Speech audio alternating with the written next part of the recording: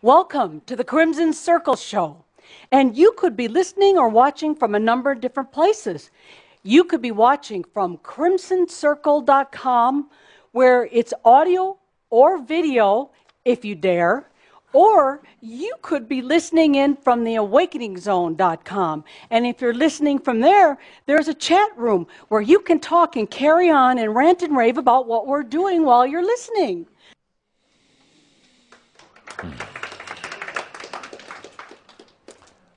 I am that I am. Adamus of safe and sovereign domain. Oh, I love breathing in the energy of this very 3D human environment. Ah, love it. Love it. Caldera made a comment before in reference to me. Thought maybe I would forget. No, Caldera, old dead guys don't forget. Oh no, oh no. But it brings up an interesting point. Dead? Does that mean gone, unaware, unconscious, stupid? No. For what truly is dead? What truly is dead? When you're in a human body with a human mind, but not aware of how you're manifesting and creating your life, not aware of how and why things happen. What is truly dead? Being in human body, or being me.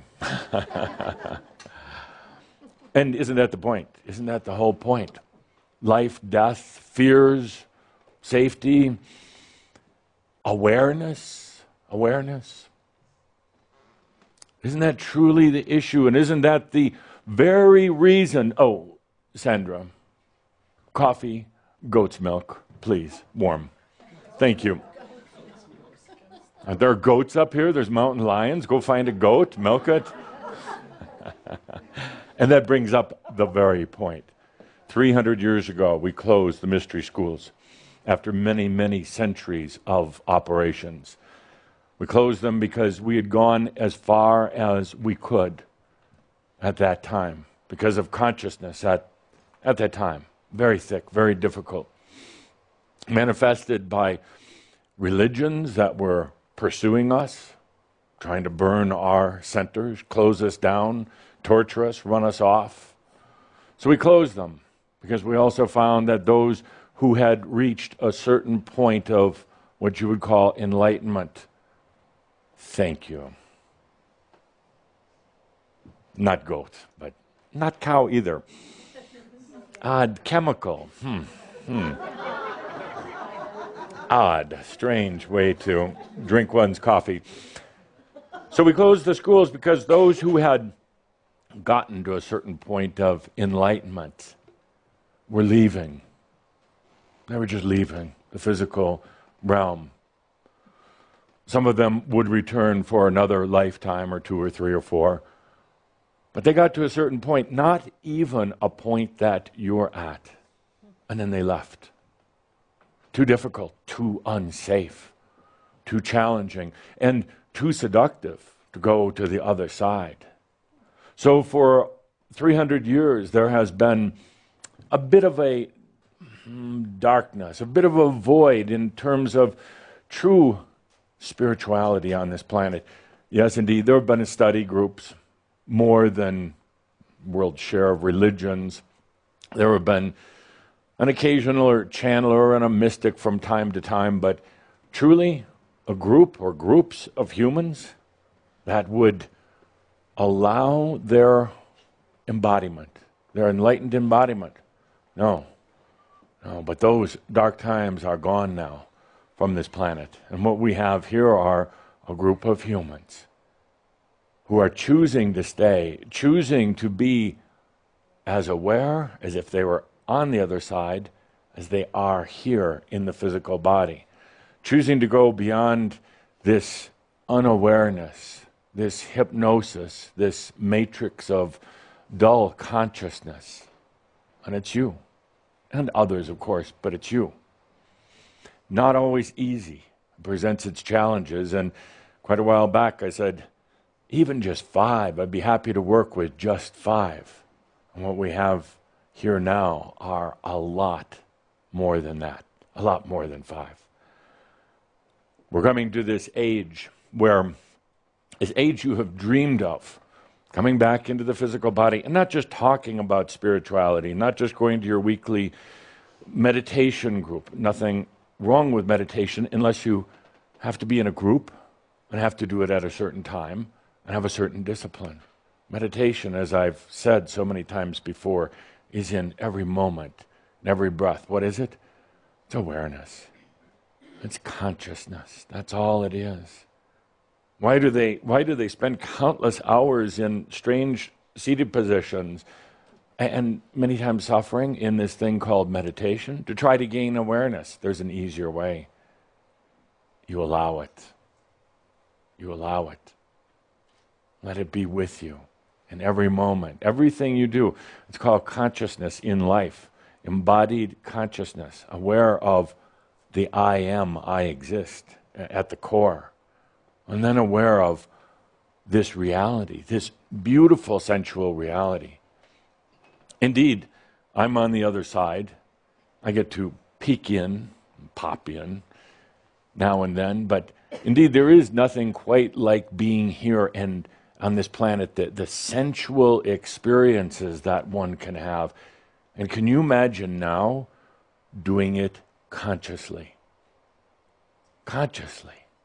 Having experiences of your choosing. It's not that it's going to be without challenges. Mastery does not mean there's not going to be outside challenges, but there is inside balance. There is consciousness, and mastery is humor. It is humor. Being able to smile and laugh at all the things going on around you, and even at yourself, with good humor. Not sarcasm necessarily, but with good humor. Smiling, sarcasm. You read the example of sarcasm? Is that what you're saying? I can't quite hear. Sarcasm. Sometimes sarcasm is biting humor, negative humor. You like sarcasm? Yeah. Oh, then laugh about it. That's what we're here for, and that's what we're doing. A few housekeeping notes before we get into today's shout. First of all, a very happy birthday, my dear. Thank you. A gentleman. Wait, I want to feel the hair on my hand. A gentleman never kisses the skin. I may be an old-fashioned guy. Be nasty like Jeff. I wouldn't dare do that in public. Thank you, Adamus. How perfect. That was so wonderful. When a true gentleman kisses a lady's hand, one hand behind the back.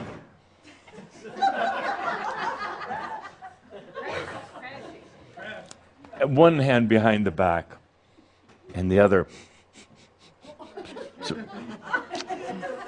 But never touches the lips. Oh, it dates back hundreds and hundreds of centuries ago when you carried a lot of bad diseases, but... Give me Jeffrey. I'm sorry. Matter. Give me Jeffrey.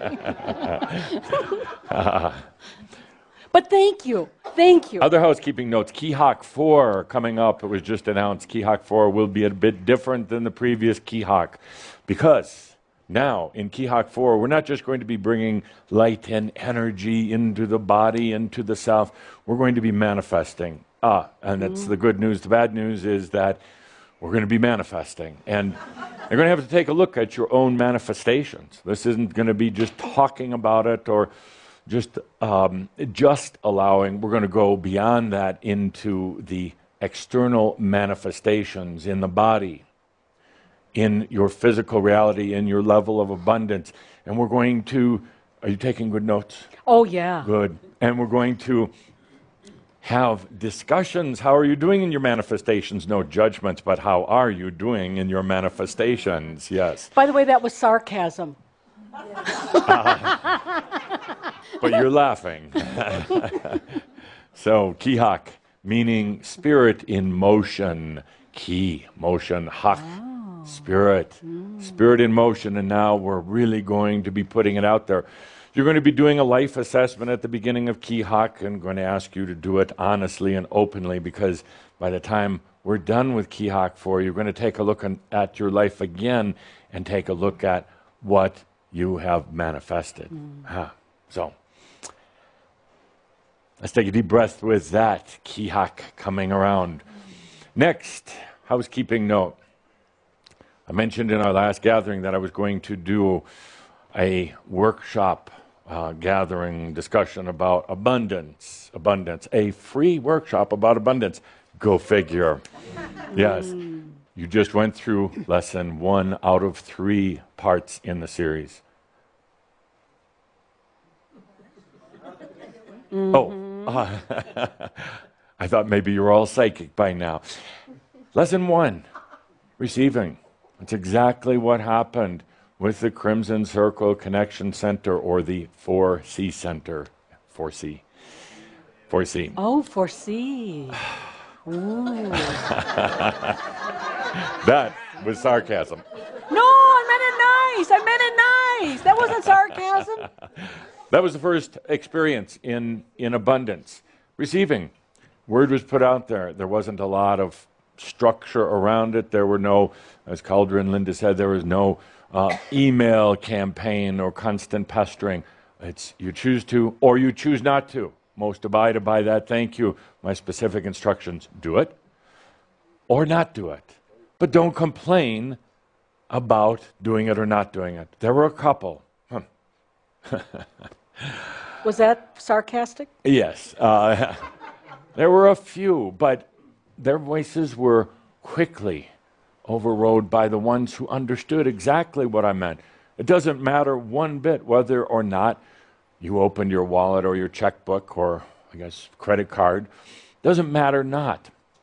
Do it or don't do it, but don't complain about it. That's one of the very simple dynamics of abundance. Shut up. It truly, it's in my book, abundance book. Shut up. Stop complaining.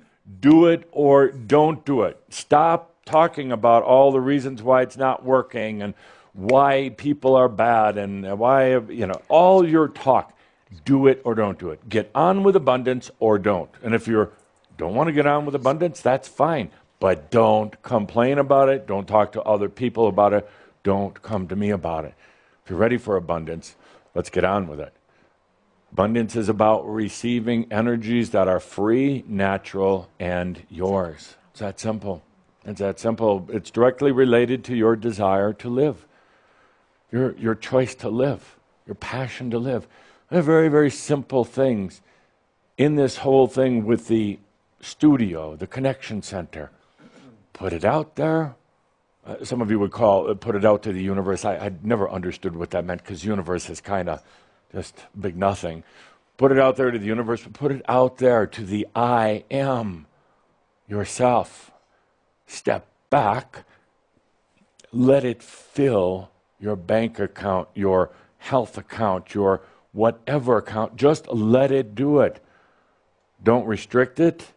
Don't manage it. Don't stress on it.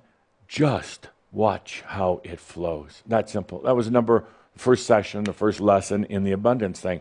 The same thing that happened to Crimson Circle can absolutely happen to you, and probably easier. It's easier for you to do it for yourself. Here we were involved with thousands and thousands all around the world, and all the dynamics involved with a group. It's actually easier to do it for yourself. It's that simple. If you make it any more difficult, I contend that you're really not ready for abundance. If you simply say, I am that I am, I choose abundance, and then step out of your way, let it roll in. And then don't go through the mental torture of asking how it got there, why it got there, what you're supposed to do with it, anything like that, or if you're supposed to be extra nice now because you received it. You just allow it. You just allow it to come in. It's that simple. We'll continue with the lessons, and yes, there will be a live webcast from the new Abundance Center, your connection center. obviously. So those being the housekeeping notes for today. Happy birthday. And many, many, many, many, many, many more to come. So let's begin with this. Why don't the changes come like that? Why don't they come like that? In other words, why don't you go from being in this, in the more unconscious human state and suddenly into the enlightened state? Why? Sure. Why? I saw him go. And I know some of you get very frustrated. You're like, well, I'm choosing this. Why doesn't it happen overnight? I think I just got the answer this week for that. And I think it's just part of evolution in a way. Yes. It takes some time to get used to everything. Yes. And then that's how it becomes. Absolutely. That's my answer. That's a very, very good answer. Absolutely. Yes. A few more. Why doesn't it just happen overnight? When I make a choice, it feels like I have to get the energy, like I have made the choice, but it's like calling in the cattle, calling in whatever you call, you know. Why don't the cattle just show up right just then boom, and there? just right here, right now. It's the energy shift. It feels, I don't know how many more different ways to say it, but it's hard to, not hard, but it just takes time to get the energies going in the direction of your choice. Does it have to? Well, if I'm doing a big project or something, sometimes it feels like I need, I'm calling in the cowboys. I mean, I need. You got cows and cowboys. And, I just moved to Colorado. I don't know. It was dolphins and sailfish earlier, but and now cows and cowboys. Cows and cowboys. Yeah. Call them in. Yeah. Lasso You're 'em in. getting with it here. Yes. There's many wonderful things about this part of the world. Yeah. Interesting. As a side note, what called you here? The cows and the cowboys. The cows and the cowboys. I haven't met him yet. I'm looking for a cowboy though. To Denver, to Colorado, from where I moved. What called you here? It's something unconscious. How about making it conscious? You know, but stop. See, what's happening is you go up here. The answer is already here or wherever, but you go up here, and then it gets constipated. And it, well, no, constipation doesn't mean just that. Constipation means restricted and smelly. So you get constipated. So try from here. Why did you move to Colorado? Quick. Because I wanted to. Oh, okay, good. The energy of this, I was just drawn. Drawn. Okay, good. What drew you? You'll find out by the end of this, and then you're going to go, I knew it. You're going to, why didn't I say that in front of everybody? I knew why, and I should have said it, because then you'd have blown the next hour and 15 minutes that we have together, because I would have had to stop right there and said, yep, that's it. Okay, thank you. Good. Why doesn't it just happen like that? My answer would be because we don't get out of the way. Yeah. We choose, How about using the word, I don't get out of the way? Yeah, that's what I'm trying to say here. Yeah, I'm learning. Yeah. So. By the way, has anybody here worked with this thing I discussed in our last shout when you're talking to another person, particularly in, more of a confrontation, instead of going, well, you did, just come from the I. Hard to do. Yeah. But amazing when you do. Yes. It changes all of the dynamics. Yes. I don't get out of the way. Yeah. Yeah. Why? Fear, probably. You're too cute. Yeah. Would you too like to sit together? Edith says she's too cute. It's a different world than I was when I was around. Good. Thank you. Thank you. One more? And you are, no, you're not cute. You're beautiful. Yes, yes.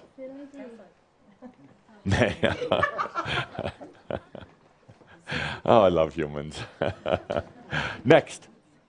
Yes. Your belief system. Let's stand up. Master, stand up. Your belief systems and And I'll overlays. sit down. Belief systems and overlays, sure. What's the belief system? Why don't you just believe that it's all going to happen right away? How many do you want to get into? As many as you want to get into. How many do you want to get into? I want to remove them all. Yeah, yeah. Why don't you?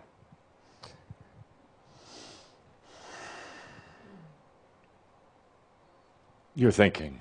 Yes. Yeah. You see, and please take note, because you all do And it. that's You all stop part of and think.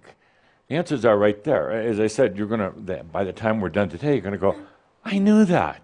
I knew that. So one of the things is that we're going to be doing is thinking from a different place.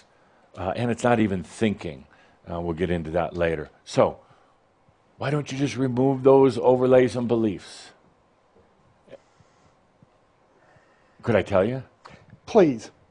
They're serving you. You love them. Yeah. Duh. Yeah. Otherwise, they wouldn't be there. Anything in your life, oh, I've said it over and over, anything that's there, any problem, any situation, it's serving you. Limitation and beliefs are serving you because they kind of keep you held in, because you think you're going to splatter all over the universe if you let go. You think you're going to be in so many parts and pieces over all of creation, never be able to pull yourself together again, and like some bad psychic science experiment, you know. And so you hold it in, but it actually is pretty safe when you open up, much safer. And one other item was, how many games do we want to play just because? We? That's associated. We? We or I. We, engineering man?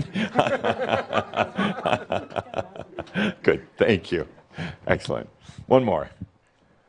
By the way, I love interaction. I love being with each and every one of you, all of you who are watching, and I love this.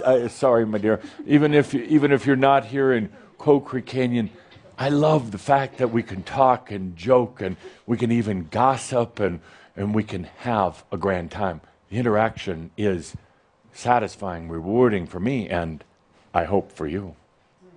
Okay, let's continue. One more. Why? Why, oh why? Edith. You told us a very brilliant. And you have, yes. You told us a very brilliant thing last time. You said, Just last time, my dear? well, I beg your pardon, every Yes. time. Yes. And it said, put no cause before yourself. Yes. And I think that works very well for each and every one of Yes. us. So, how about answering the question? You're flattering me by telling me how brilliant I am. But the question is, how come you just don't do the mastery like that? We do. Can't you tell? We? Here we are, we're all masters. We? Yes, I do. We do it. I Good. do it, you do it, Good. everybody does it. No, David, just his let's stay beautiful to wife, you. Stay everybody with does you. it. Stay with you. You know, you're kind of going around the table Yes, here. indeed. You do it. I do it. Good. Leave it at that.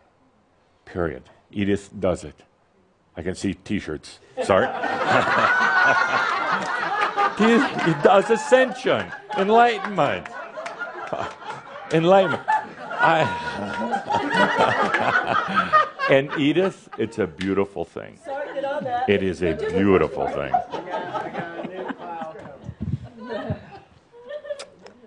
Thank you. Well, that was a strange kiss. Are you sure it was just a kiss, my dear? No. How was it strange? Well, you usually put your mouth on me.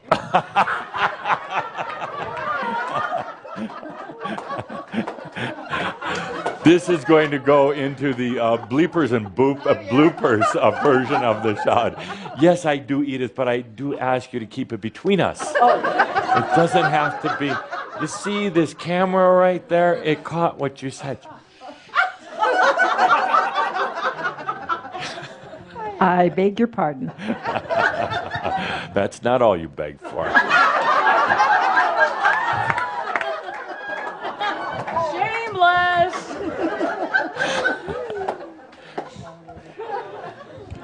Mastery is being able to laugh at all that life holds. All that life holds. So let's do one more. We're having so much fun. Yes. And if any of you are offended, leave. If you are so spiritually stuck that you can't laugh a little bit, this group of masters, we're in this amazing sailing vessel off to the golden times, and there's no room for sourpusses. So, yes. Yeah. For me, what I have found in the past couple months Yes. is that my orientation is changing. Yes. Because it's a new orientation. Yes. The old orientation was kind of hardwired to the mind. Yes, yes. And so I've been in a process of consciously going through my days, reorienting where my consciousness is coming from, and it is not here for me, it is here. Yes. How do you go about reorienting? You have to stop. You have to take the time. No, let's not. You. No? Me? You. I. Me. You. How do I do it? Yeah. For me personally, the exercise I've been doing with myself is consciously breathing here into my heart center and allowing my consciousness to reside there and expand from there. Great. And spending more time there, here inside me, versus out there, and reacting to what's outside of me. So my orientation no longer is out there, although I'm still here. Yes. It starts here. Amazing. Thank you. No, it truly is. And I talked about, Thank you. I talked about it in our discussion on reordering.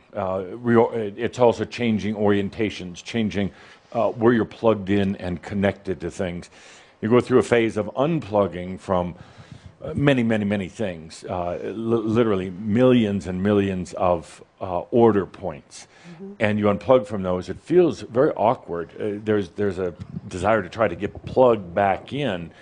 But what happens, the mind tries to plug back into this reality and things it understands, where indeed you're actually not even plugging in, but tuning in, orienting to other things that are much more flexible, much more dynamic, and much more energy efficient. But there will be a period of time where you feel very disoriented, very disconnected, and that's exactly why. Which leads me to my point. Question was, why does it take time? Why don't you just snap your fingers and get that enlightenment? Number one, it's compassion. Compassion for your body, because your body, when it was in its old ancestral DNA, could not have handled that rapid of a transformation, could not have handled that quick of a change, and it would have caused such a energetic imbalance that it could have led to things like, and very specifically, things like diabetes. If the body tries to change too quickly, the energy inputs and throughputs would cause diabetes. Secondly, cancer. It would, again, send stray signals throughout the body and cause cancer in certain parts of your body. So you're bringing it in, this new level of light energy, as you're making your changeover from your ancestral biology to your own true light body. And it's happening most of the time while you're sleeping, but sometimes in your waking state. Sometimes you feel that your body is going to help, but it's not. It's reorienting. It's changing. I ask you to invite those changes and allow those changes, and stop asking all the time, what's happening to my body? Why am I sleeping long hours? Why can't I sleep? Why is it that I don't have the energy level I used to have? That actually is a good thing, that you don't have that energy level, because you would still be trying to get energy from old sources. You go through a period, a phase where you're disconnecting from the old fuel source, let's say an old coal-burning plant, and now you're going to be connecting to a very new, energy-efficient, clean source of energy. So there is that changeover, and there's going to be times when you feel that you have extra aches and pains in your body, and you think you're getting old, and it's not. It's about this intensive changeover. I said at the beginning that we closed these mystery schools 300 years ago because it was just too difficult to go through embodied ascension. Now, many didn't care. They said, I still want the ascension, and I don't care if I leave a day later. But you, my friends, have chosen to come into this lifetime to do it while you're in that physical body. So out of compassion to your body, you take these changes exactly how you're able to handle them. Compassion to your mind. Mind is the thing that's really having a difficulty with all these changes that are occurring. You're going beyond the way you've been thinking. And so often when we're gathered like this, all of you can feel the energy when somebody starts thinking. Everything gets focused up here. You don't have to be able to see auras or energies. It's even just body language, but you intuitively know it goes up here, and then they get stuck. You're going to a different way of bringing through awareness, intelligence, where it doesn't require the type of analysis or file retrieval, going back in and saying, now, what was that?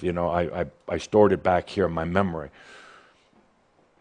In the old energy, the old mindset, it's very associated. You associate everything with everything else, and you're going to be getting away from that because in the new reality, there is no association.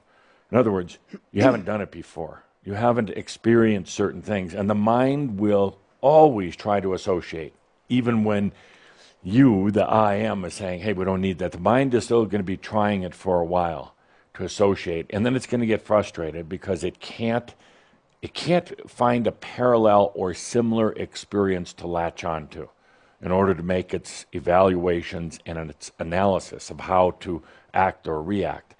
And then what it does, it goes into fear and panic mode, fear, panic, and anxiety mode. And the mind says, don't do anything, or retreat, back away. That's where you're going to say, no, it's perfectly fine to go on. It doesn't matter. You see, I open up talking about life and death. There's really very, very, very little difference between the two. Really very little difference. So in a way, you can almost say, even at the expense of death, it doesn't matter. To be able to break out of the prison, and it may seem a little harsh, but to call earthly existence a prison, it is. It is. It's beautiful, and it's a great place for lessons if you're still into lessons, and I hope we aren't. And it has such a level of its own type of experience, but it has gotten to be a consciousness prison, and where people, they're in the patterns and in the routines, and they don't break out, and very few voices rise above that, and very few people let themselves go beyond it. My dear, birthday question? Why are the angels and crystals and blah, blah, blah lining up to come here if it's such a miserable, painful, stuck Didn't say thing? miserable. Okay, stuck, I didn't whatever. say miserable.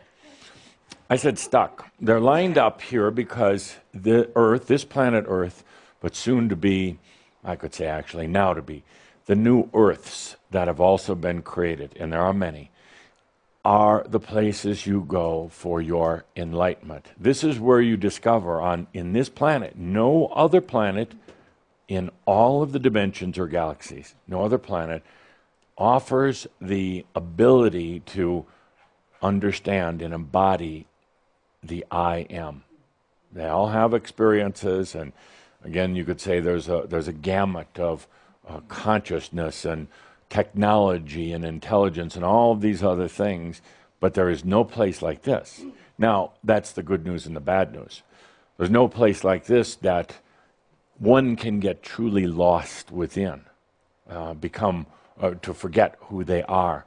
None that has this density and this level of seduction as this planet. So what better place to come than here? Why not go to the extreme to get it, rather than some of these other places. That's exactly, my friends, if you remember, exactly why you came here. You came here to embody the I am. In other words, to completely integrate it into the soul, into the every aspect. That's why you're here. And it can, right now, it can only be done. They're here lined up, and I'm selling tickets. They're lined up for it because it is a centrally beautiful, dynamic planet. The feeling of pain in your body, that's central. Now you say, no, it's really a pain in my body. To an angelic being who has no physical biology, that actually is seductive. You mean I can actually feel myself? I can actually not just feel it like light, but I can actually, it's telling me that this is me. And to an angelic being to say, I can actually think, I have a thought, and it goes so slow that I can even be aware that I'm having a thought. See, for angelic beings, it happens like that. There's not the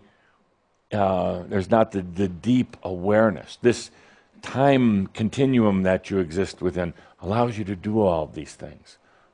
Time and space and density and seduction allows you to come here. Now, it's also the curse. Because when that knowingness starts saying, I've had enough, but yet the humanness is still in the patterns, in the concrete of consciousness, it's very difficult. What happens is that the human will then try to think and effort and plan and struggle their way out, because they're in that human condition. They'll try to study their way out or buy their way out, whatever it takes, but they'll use very human attributes to try to release themselves from this very dense consciousness. The thing they've dipped themselves into and they loved and they've experienced, but suddenly when they're tired of it and want to get out and have to get out, it's not even just wanting to. There's that deep desire that each and every one of you has had. I have to get out. I have to get back to me. I have to get back to that awareness of my soul. And you've been trying to do it in your sleep, in your dreams. It's not working so well.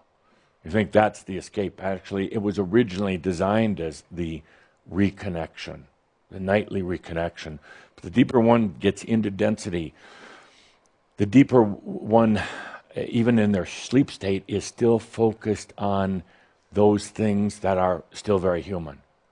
And then it's almost a desperation, that longing, I have to get out of this, and then trying to go to sleep to at least make a little bit of connection back to your source, and then it doesn't work.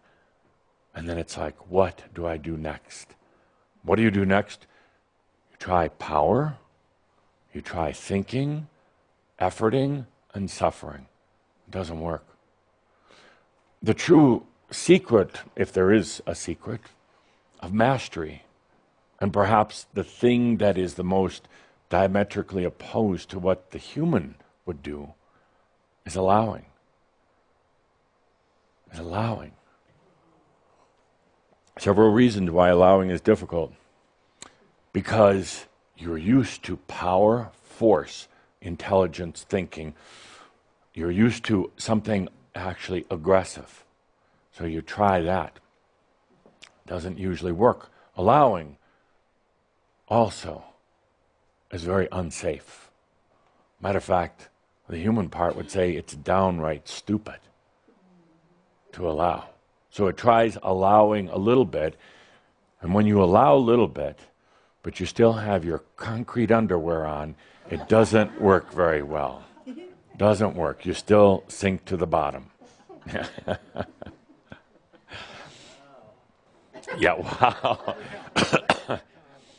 So the other reason that it's not done just like that One is compassion, so you don't burn out, so you don't overload. And it's challenging on the body. It's even more challenging on the mind. And the mind is dense, and the mind is tough. But in an interesting way, the mind is also extremely fragile. It's like this very dense item, very delicately balanced on the top of a very, very, very tall pole, constantly trying to not fall off and fall down. So as tough and dense as the mind is, it's also very, very delicate. So it's always trying to protect. It's always trying to keep from falling apart. And nearly every one of you has had experiences in your younger years, not to digress, but in your younger years where people told you, stop acting so crazy, Juan.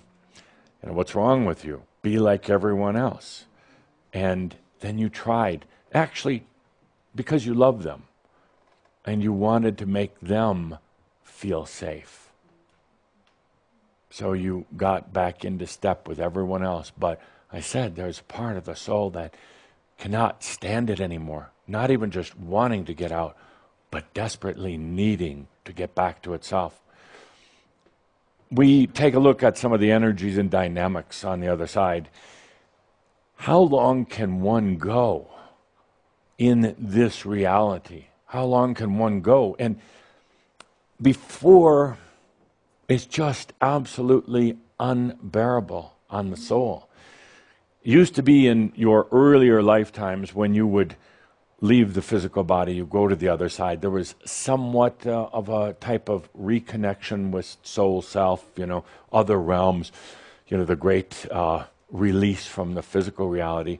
But as the near-earth realms got more and more dense, became more and more difficult to go into the crystalline, to go to the bridge of flowers, to go beyond.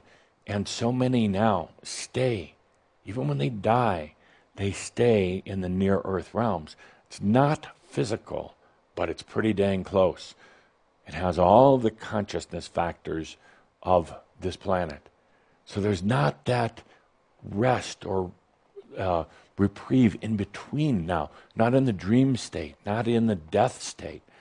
And the being starts getting panicked and desperate, and then acts out and does desperate things.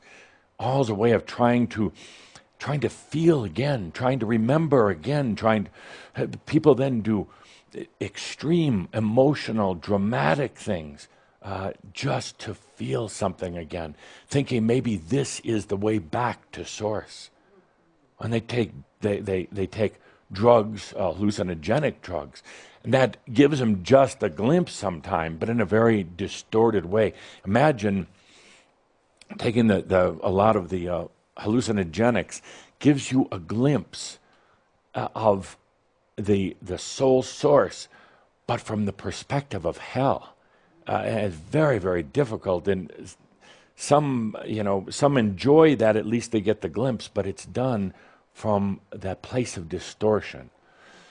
So that's what humans are going through right now. And this awakening process is beautiful, but it's, as you know, very difficult, because they start awakening. It's really that soul self saying, I cannot stand it anymore.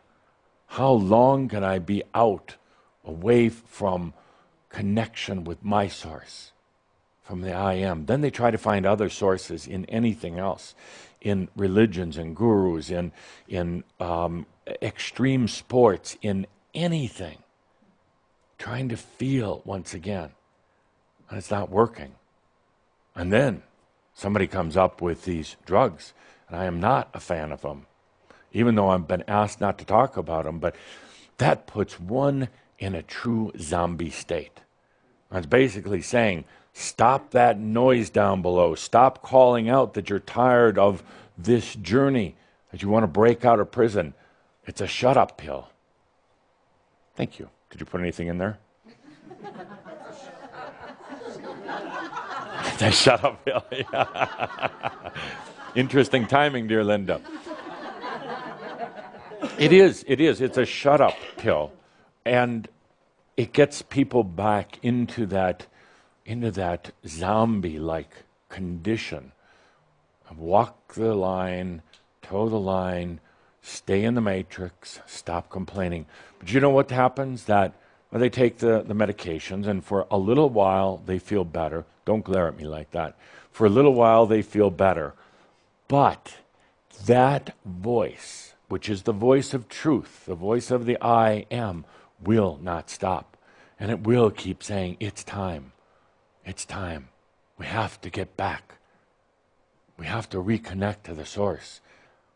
So in a way, it overrides that pill, but then it drives the human aspect absolutely crazy. Absolutely. And that's why there's a higher incidence of insanity and suicide when people are using these on a long-term basis. And I stand by my words very, very clearly. So, at a certain, I was making the story that we study, some are studying, this whole phenomena. How long can you be unaware of yourself, unaware of your source? How many lifetimes can one go through? And this study, this look is taking place just here on Earth by some of my associates. But how long can one truly be out of touch? Now, there are lifetimes where you had that connection in dream state in between lifetimes.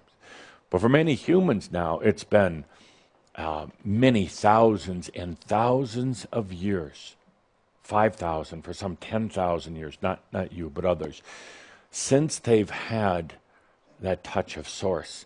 Then they get so lost and they get so disillusioned and they get so deep into the matrix of this reality that they just go longer and longer. One eventually has to have that reconnection with their source, with their I am. One eventually has to re-experience it. Otherwise, they truly go crazy. And then they try things like dying, thinking that's a solution. Imagine that you're so distraught with life, there's a knowingness that you can't even define, but something saying there's got to be more, I've got to get out of here. And then choosing death, thinking that's the release, but finding that when you die, it's the same thing. Imagine you're in prison. You've been there, locked in a cell, wearing the same clothes as everyone, eating the same food, doing the same daily routine, no creativity, no true opportunity for self-expression, very, very unsafe. And then you think you're getting out. You're overjoyed, it's time, you're going to be released, or you figured a way to break out. You get out, you step out of prison, and you realize it's still prison. It's still the same prison. And later on you find yet another door you think you can break out of. When you do, and you find out it's still the same prison. And that's exactly what's happening. That's exactly why I love working with each and every one of you. Because you don't care. You don't care about what it takes. You're letting this be the life of release from that prison. Back to your source, back to yourself. You can feel it so strongly. You've said to yourself, I'll do anything just for that reconnection. Anything. And here we are. We're not going to study our way into it. We're not going to power our way into it. No. We're going to allow it. It is going to seem counter-intelligent at times. But that's the way to do it. It's your natural state of being.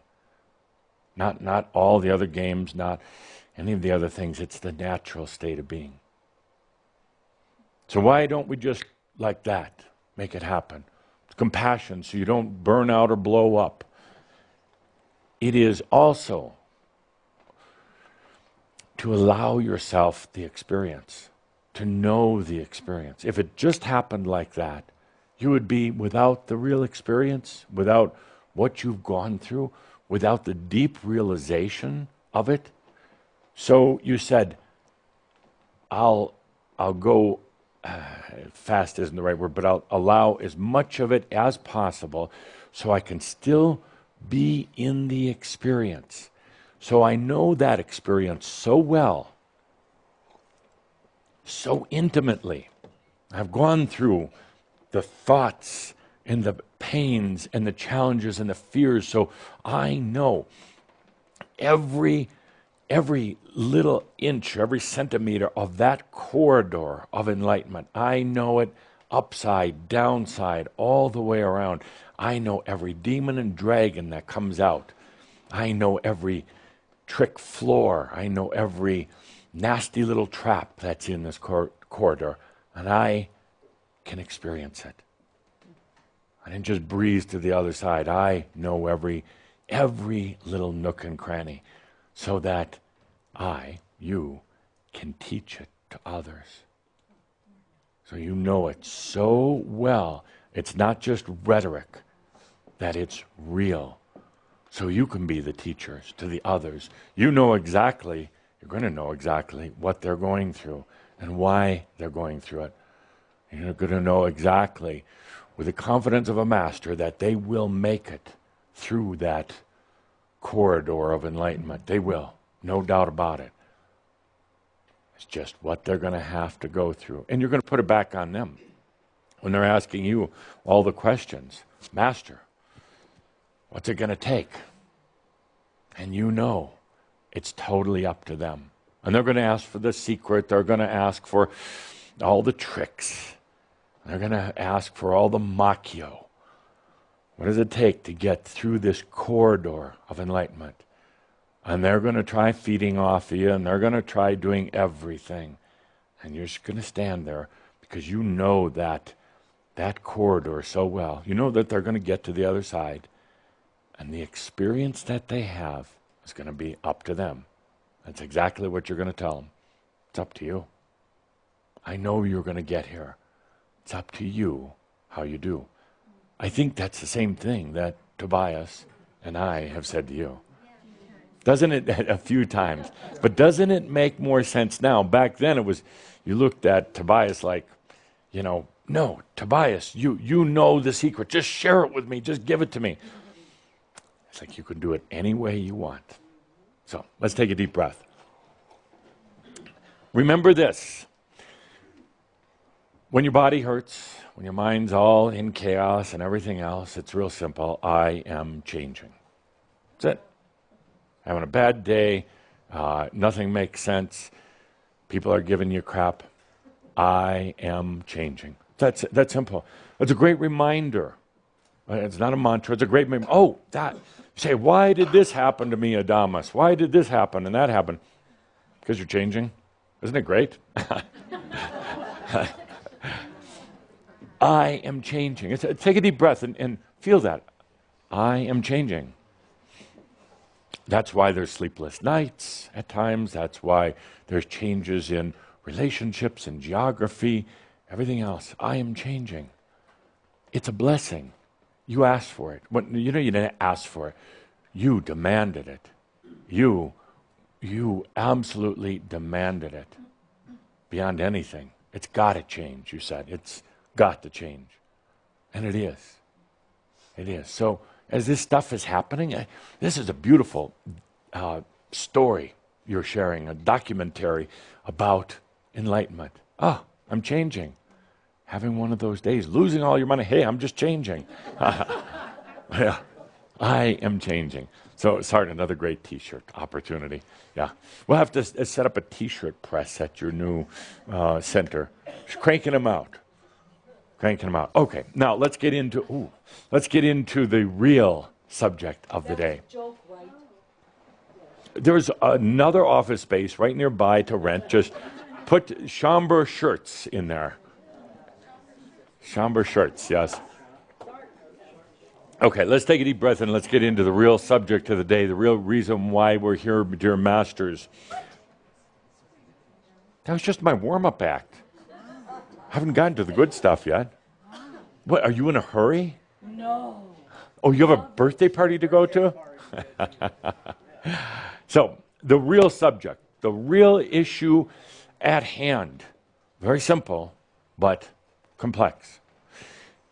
I contend that this world is not safe, and that you are not safe within it. And therein lies a great big problem. Great big problem. I wished I could suddenly make you feel totally safe. And I wish I could relax your body totally, because your body is so tight because it's unsafe. I wished I could wave a magic hand and have it so your mind was peaceful, because your mind feels unsafe. I wished I could tell your soul, your divine, that it is safe here. It's safe to come here. But you don't believe that. So you keep it at bay, slight distance away. Particularly as you come into your I am mastery, it's going to feel even more unsafe in this reality. So here you are with that passion and desire for enlightenment. Here you are choosing to be an embodied master, but not feeling safe whatsoever. Big issue. Actually, I'd like to do a little survey here with this group. We'll need, Billy, would you write, and Linda, you run. Oh, good.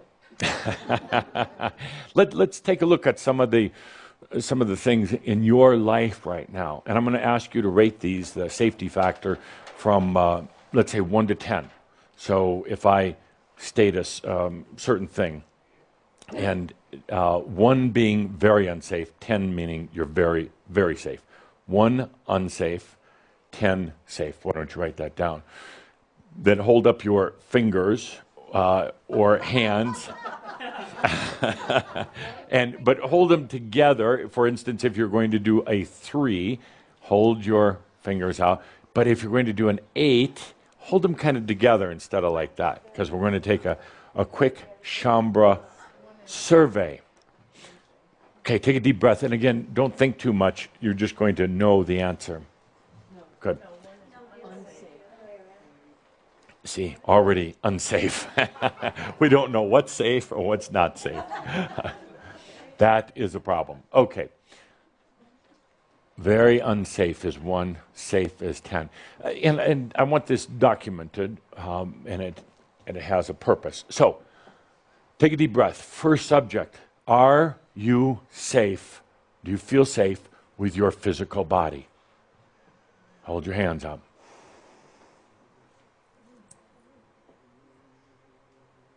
Pretty good. I would give that about 8. 8. Good. So you could just write body, just body, and that gets an 8. Now, either you're an exceptional group or there's a lot of macchio going around, because your body is, up to now anyway, you're 8. Your body is the thing that betrays you, probably first and foremost.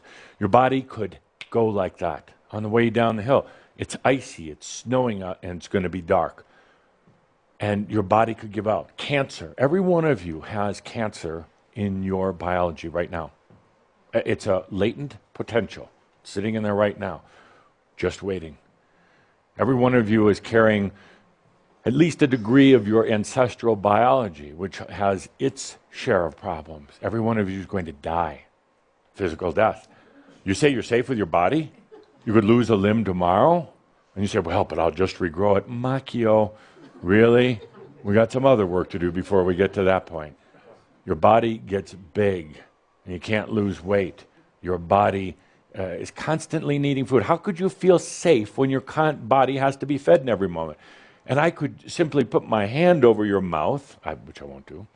I could put my hand over your mouth and suffocate you.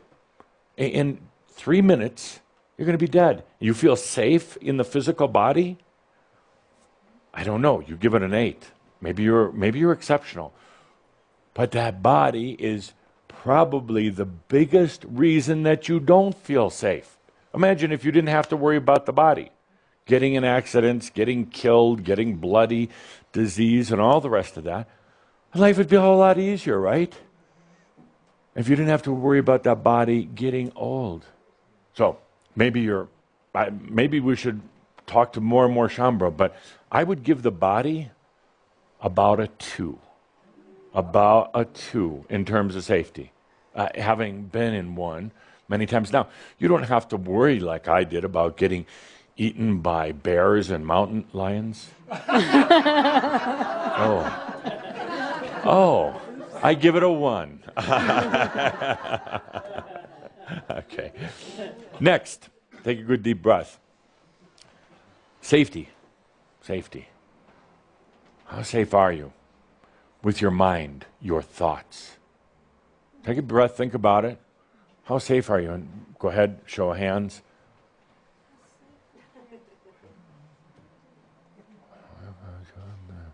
I would give it about, are we getting this on camera from up here? Good. I would give that, oh, there's a 0 there. I would give it a 5.5 based on, 5.5 based on the audience. Really? You feel safe in that mind? The thing that is constantly telling you what a shit you are, the thing that is constantly indecisive, constantly in fear.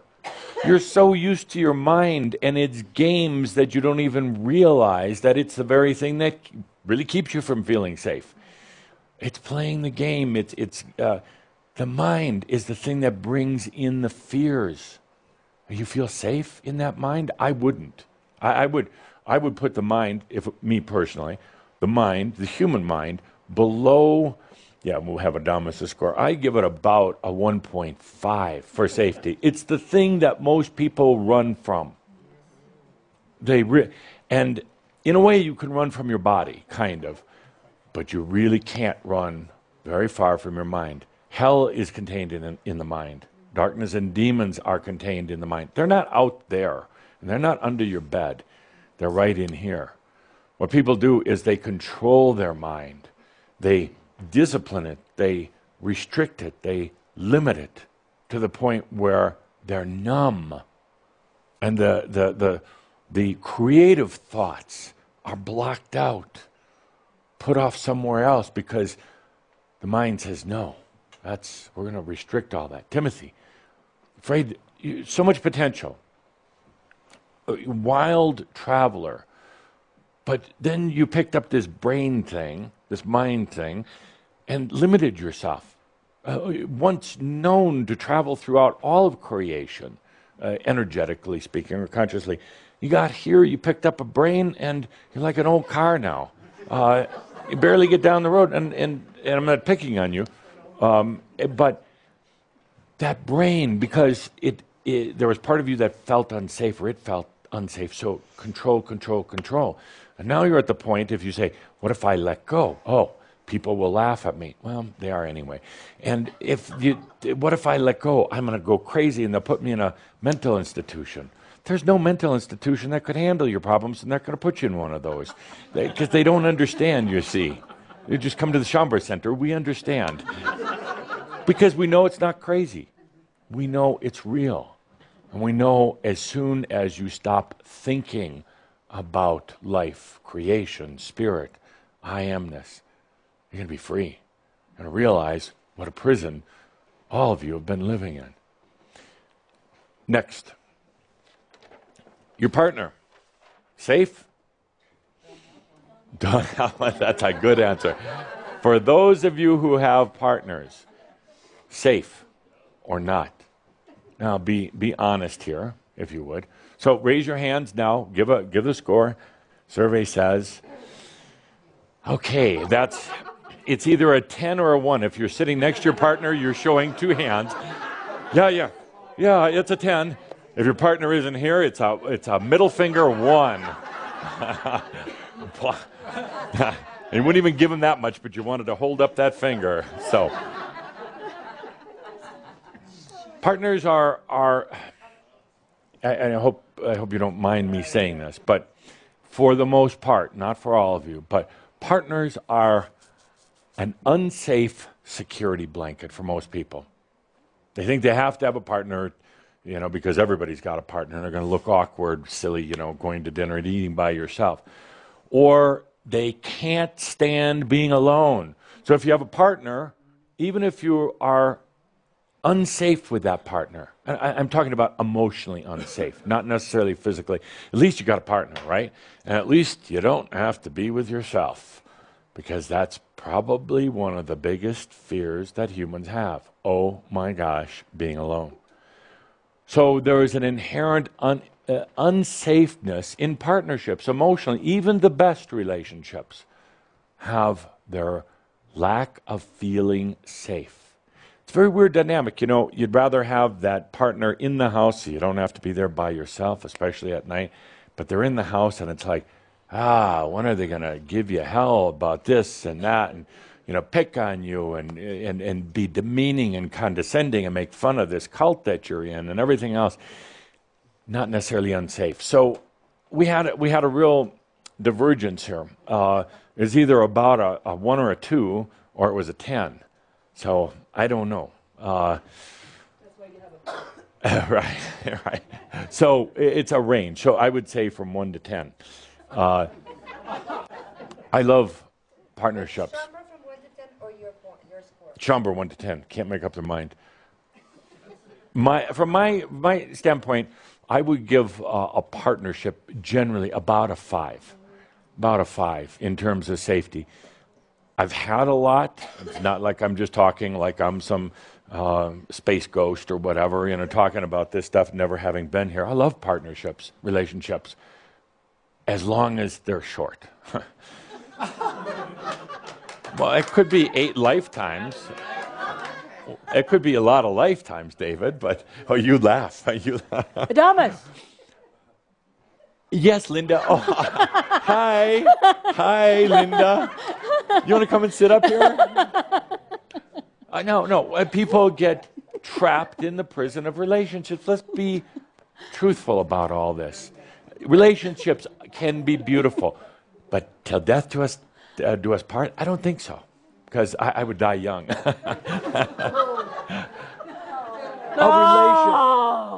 A relationship is meant to be an experience with another soul being, and hopefully, in the case of all you, another master. Don't pick one just to fill a space, unless you're very, very conscious of that's why you're doing it. Relationships are beautiful, but they can also truly inhibit you in your relationship with yourself. Once you have a relationship with yourself, you love yourself, my gosh, the relationships with others are going to be amazing. But right now, relationships are a very old habit. And I'm not saying walk out on your partner. I'm not saying that relationships are bad. I'm just saying take a look. Is it safe for you? Is it enhancing you? Is it giving, and are you able to give and receive, and are they able to give and receive? But generally, partnerships, not the safest thing either. Your job, safe or unsafe? Safe or unsafe? Your job, your career. Let's do a show of hands. Safe or unsafe? Jobs and careers. Well, we're getting better for some, sorry. So we rate there about a 6.7. 6.7. You're getting this on camera just so somebody doesn't believe I'm really just doing an assessment like that. Boom, 6.7. With a few exceptions. Jobs. We're getting a little bit better, but jobs are, it's not, I wouldn't call it safe. Jobs are mundane, kind of.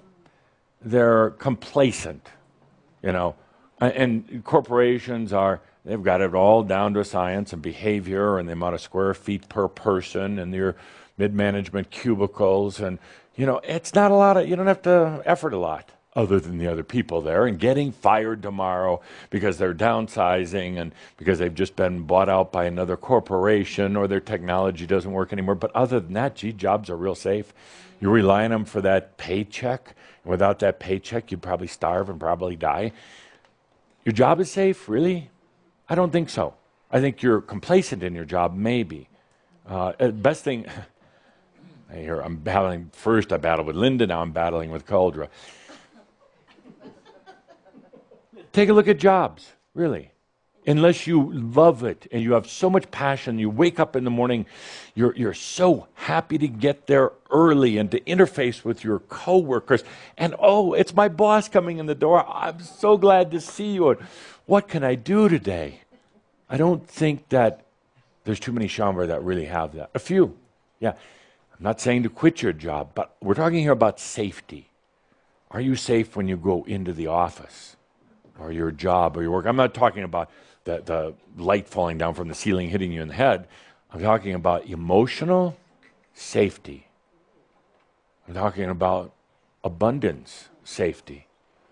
I'm talking about, can you walk into your office as a master, as a David McMaster in your case, can you walk into your office as a master and allow yourself to be who you are? It doesn't mean getting up on a soapbox and talking about what you learned at some recent seminar. I'm talking about being in your mastery. Or do you suck it in? You hold it in because others may not understand you. Office is not too safe. At least if you have your own business, you are creating your own destiny. At least it's got some excitement to it, and you can control, you can manage or manifest your destiny. Still not terribly safe, but it's kind of exciting. It's like getting in a race car rather than sitting in a traffic jam. Most jobs are like sitting in a traffic jam. You really don't get anywhere, but you think you are. Having your own job, what you love doing, is like driving a race car. So next. What would your score be? Oh, my score, jobs. Oh, I'm going to give it about a 2. Very unsafe. But you're led to believe that it's safe. It's okay. You can go in there and you're not going to catch a virus or a disease. Really? It's the best place to catch it. So, let's see, what else do we have? Let's talk about your parents. Were you safe with your parents? We're safe with your parents, and this goes back to from the time you were born, let's say, up until today. I thought that was funny. Are you safe with your parents? Were you safe let's define it. Were you safe growing up? So, hands. Oh, some. Man, we have a range here. We have a real range. We have some chose well, chose their parents well. I would say overall that's about a 3.8. 3.8. No, it just clicked up a little bit. Online is coming in. It's a 4. It's a 4, yeah. Safe with your parents. It wasn't for most of you, not a particularly grand time. You relied on your parents to provide for you, of course. Sometimes they did, sometimes they didn't. You relied on them for the emotional support, the encouragement. And a lot of times they didn't. Not because they were bad parents, they were tied up with themselves, with other things, or because they liked your brother and sister better than they liked you. So, so not particularly safe. So you learned, you developed survival and safety skills. Well, what were those? Well, they were walls and barriers. They were retreats. They were limitations. And when you started first acting like the I am, like the master, at a very early age, and all hell broke loose because of it, and you retreated, partly because actually you didn't want to make them feel unsafe with what they were feeling was odd or unusual behavior. The ability to see other things, angelic beings, and the natural elementals, and to be able to communicate with them, and to be able to see what was going to be happening, what were the potentials of happening on this planet. When you expressed that, it wasn't very safe. Now, a lot of you say, well, I don't remember that happening. That's exactly right. You don't remember, but it happened. It happened. You went to such a shutdown, you don't even necessarily remember an event or the events that happened, but I was there. I saw the shutdown that occurred. So, safety with your parents, There are some exceptions, and there are some exceptions to any of these, but I would give it about a 3. About a 3. Not particularly safe. Some of you rushed right in to find the first family or followed a karmic family, and karmic families are not really safe families. That's another good t-shirt. They're not. You're acting out a lot of old things. So we could go down the line. We could talk about, are you safe in your car? Let's try that. Safety in your car. You're driving. Are you safe in your car? Take a good deep breath. And Chamber says, are you safe in your car? Yes. Okay, this is probably the highest of all. We're at about a 7.2, 7.3. Okay. Safe in your car. Safe in your car. Now, actually, in a strange way, even though you're out there on the road and there's thousands of other people, somebody could have a heart attack driving down the other lane at any moment, or somebody could be on drugs or whatever reason, and poof, it's all over with. But actually, you do feel fairly safe in your automobile when you're driving, because you're driving. It'll probably go way down as if somebody else was driving. Probably go way down. But you're driving. It's you. You're maneuvering in all this chaos. But you know, a funny thing happens when you're driving is your intuition kicks in. Yeah. It kicks in very well. And also when you're driving, you keep the damn mind occupied by, doing the things that watching the signs and the other. But your intuition is there. Some of your best ideas, greatest insights come while you're driving in a car. Yeah. So, cars. So I guess that's the answer. That's the solution to our problem. Cars. Drive more. Drive more, think less. There you go, Sarta. And drive more, think less. A great T-shirt. That's so. Now, to the point here. We could go down the list and we could talk about the food you eat. Is it safe? And the food you eat, the thing you, feed. Is it safe? Government. Is it safe? The government, is it safe? Actually, funny thing is, well, I'm not a big fan of governments because they are the epitome of mass consciousness. I mean, that's all they are. They represent consciousness of that city, country, whatever it is, whether it's a dictatorship or a screw-up. They represent consciousness, and that's why they are what they are. So actually, in a funny way, governments are not, because they represent consciousness, they are not smart enough to have conspiracies. Governments are not smart enough to do anything that should really make you unsafe. As long as you recognize they're the government, keep your distance in a way, but they actually they're not quick enough. They're like this great big lethargic thing. It keeps moving. It can't stop. All you do is step out of its way and it just keeps moving. Governments operate on the energy of power. It's all about power. It's not necessarily bad, but that's how they keep going, power. They talk about serving the constituents. That is not true at all. It's about serving those who are in power. What they don't realize, though, and the reason why I would never recommend that one of you would run for a political office, you get into that soup bowl of politics, and even if your intentions are good and you say, I want to serve the people, first of all, most people don't know that they want to be served.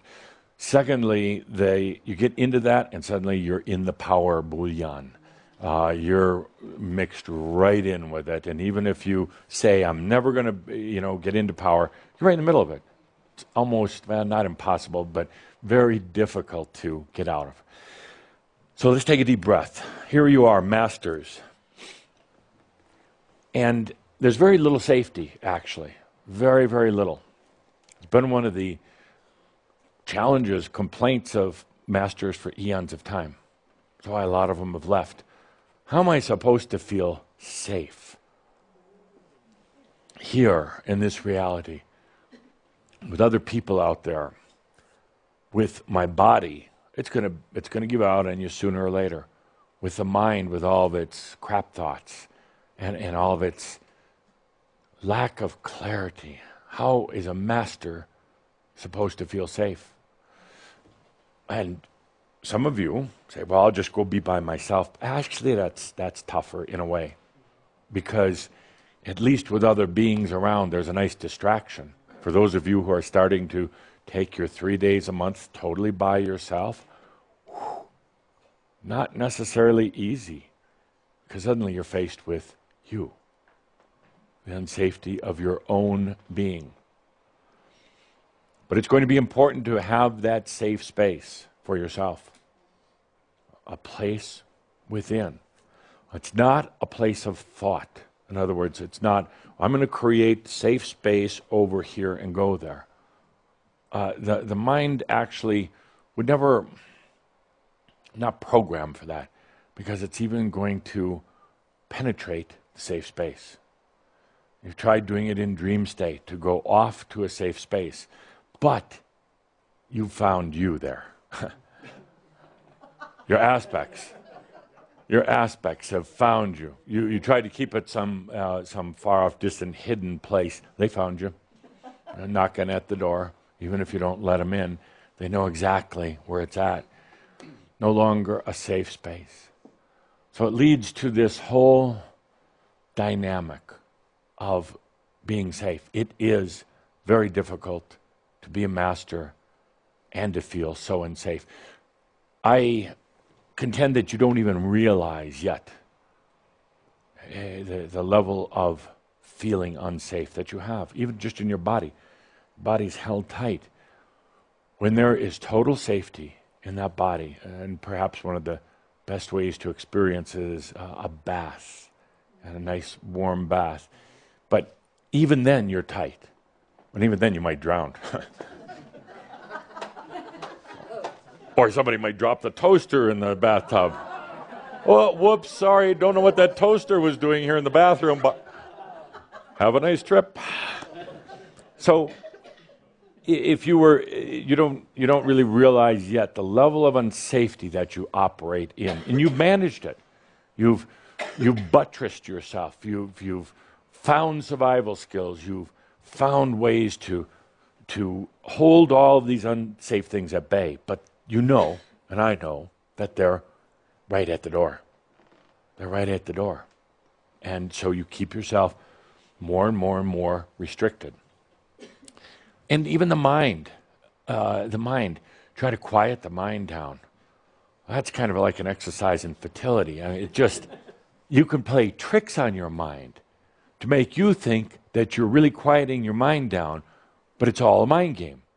I'm quieting my mind down. I'm quieting my mind. I'm quieting my mind. Quieting my mind. Quieting my mind.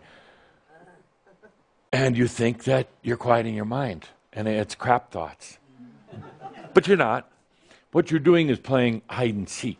And you're going to run over here and hide, and then the crap thoughts catch you again and say, you're bad.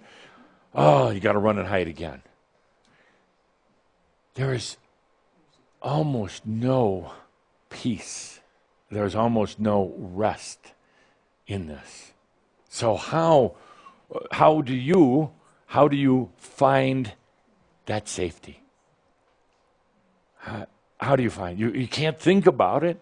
You can't say, "Oh, I'm going to think about my safe space. I am safe. I am safe." It doesn't work.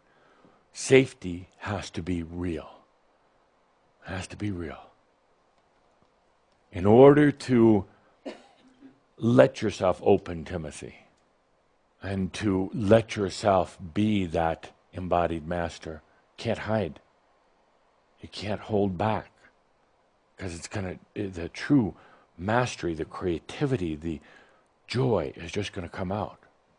But if you're not feeling safe, Jane, not going to work so well.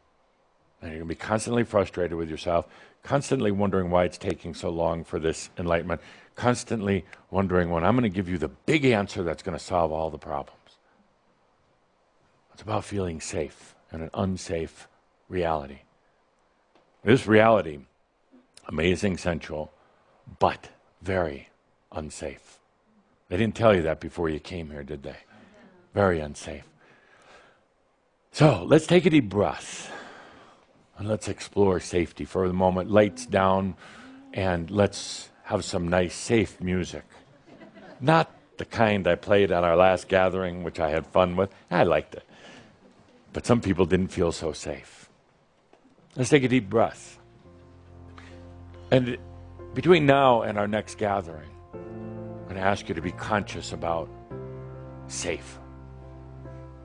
Not trying to make things safe because, well, you really can't. You can't make the world around you safe.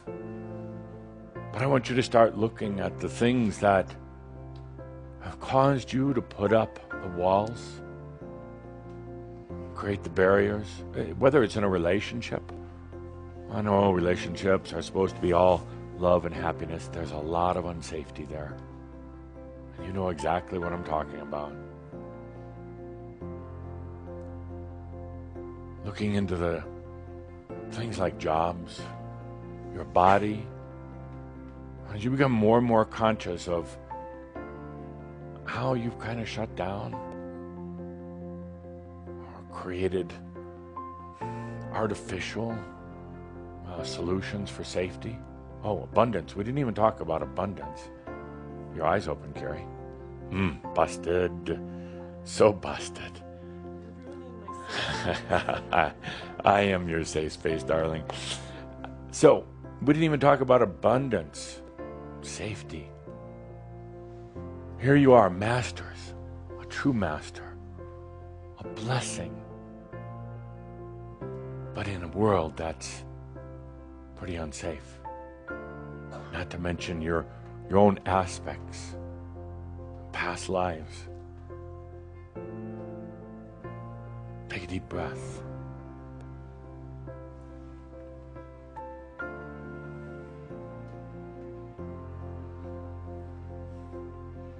Now, this isn't about trying to go and create some little Macchio place of safety that you can go rushing into anytime you're in trouble.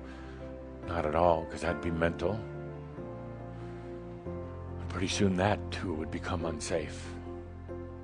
We're trying to create this nice little place in your mind, nice little cottage out in the middle of a forest, and it's all Safeville.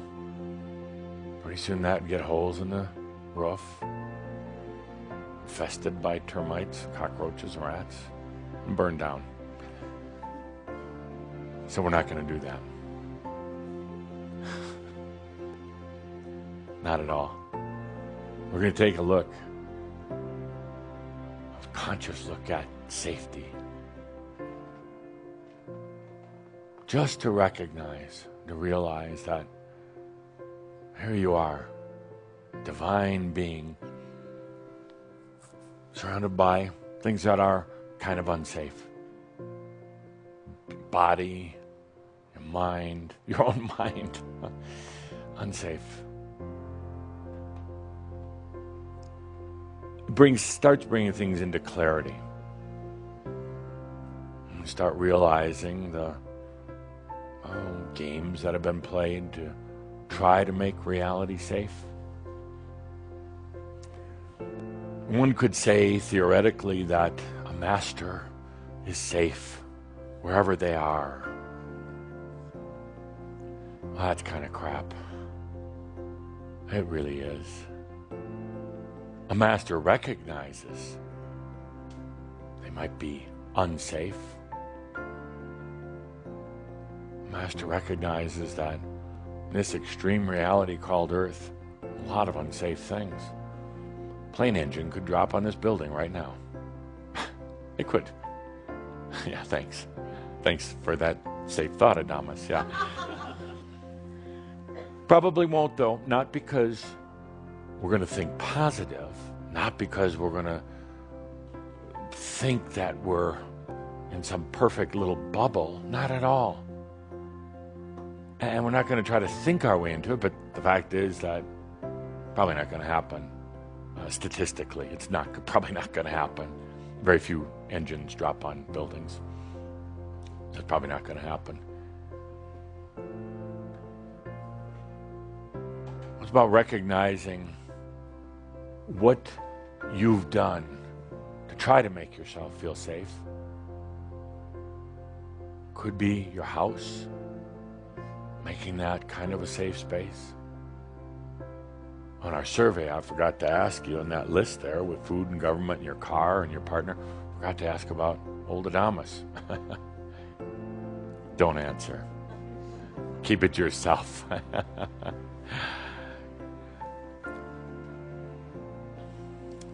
Take a good deep breath. We're not going to try to make unsafety go away. We're not going to try to create some artificial safeness.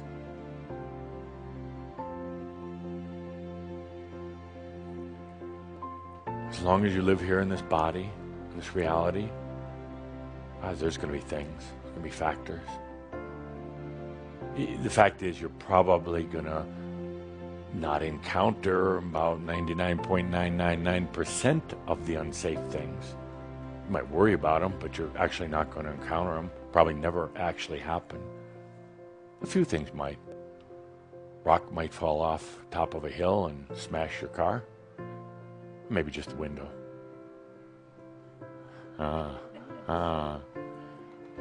But let's talk about the real safety, not the outside world. Let's talk about you, yourself. Not real safe in there. Not a lot of, confidence, I guess. Still carrying around a lot of old vows, old guilts, old issues. They're kind of hardened inside of you. Like pillars of a temple. They've just become kind of the structure within the consciousness. Sure, there's a lot of things you've done wrong, so you think. A lot of that, I will never do such and such again.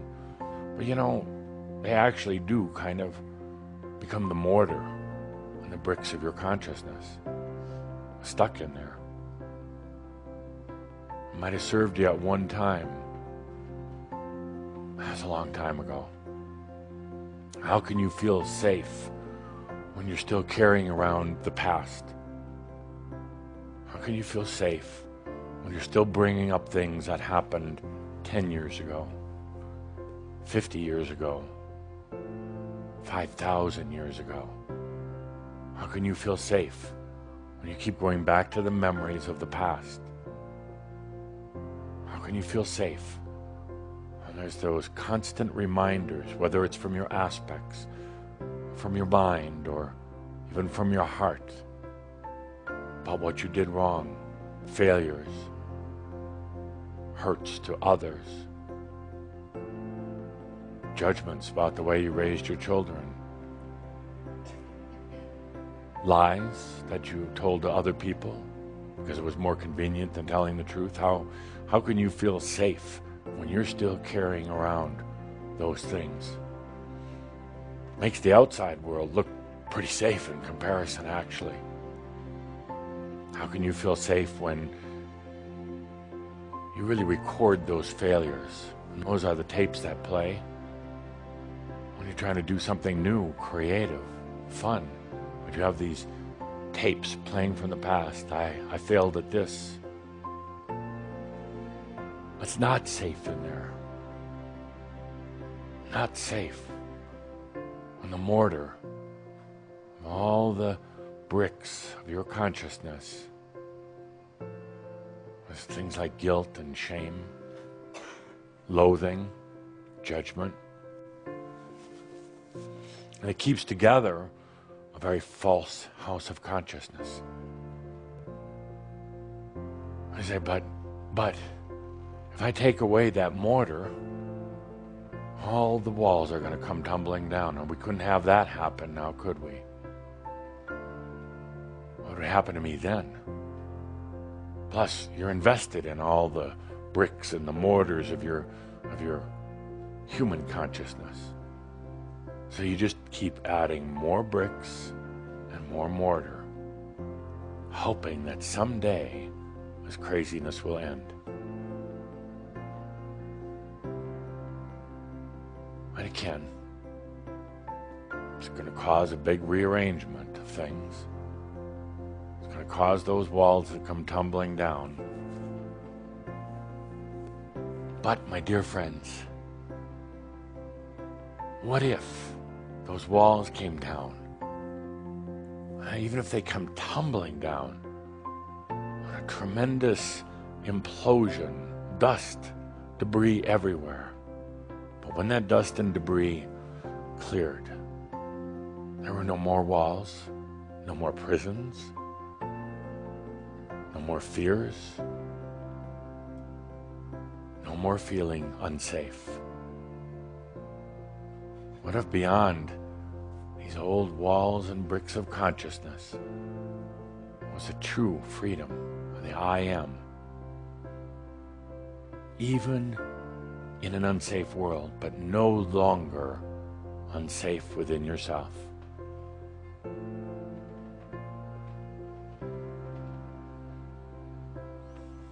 Safety within self comes when one forgives themselves. Safety within yourself comes when one forgives themselves.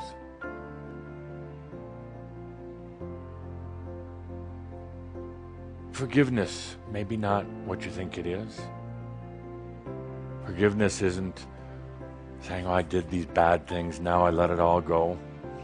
No, dots can't be connected that way. What forgiveness in mastery is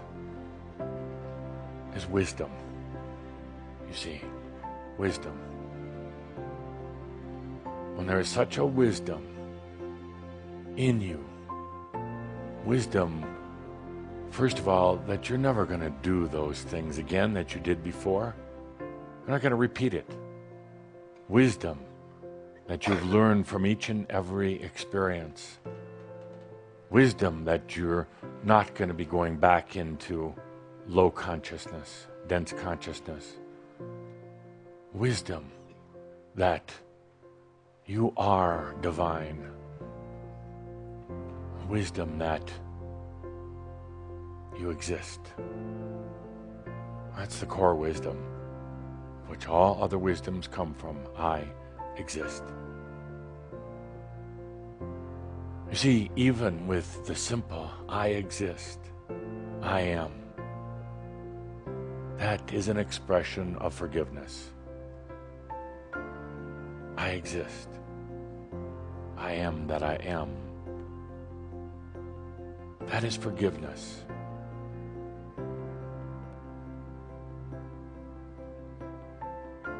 That is freeing yourself of the guilt, shame, judgment, criticism.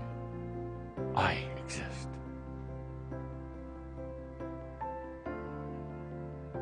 That is the forgiveness.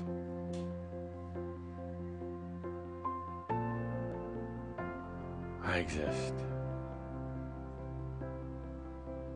This isn't a mental thing. Not a ceremony you have to do, sprinkling water over your own head to forgive. Forgiveness.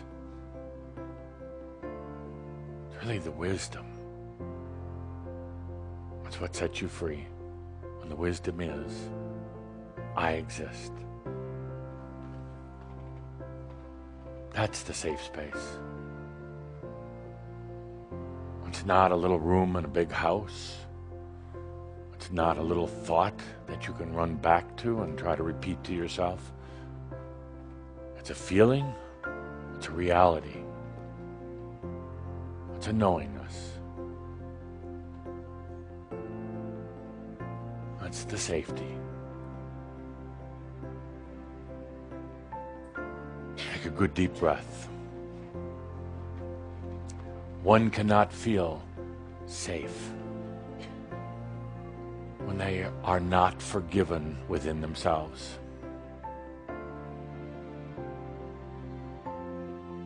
No, you'll still be running and hiding, without that forgiveness is to be making up more and more macchio,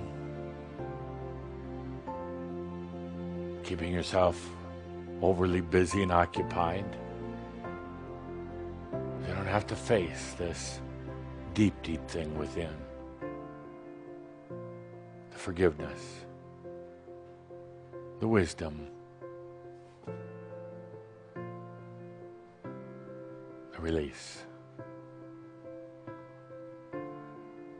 Take a good deep breath. Good deep breath into this moment.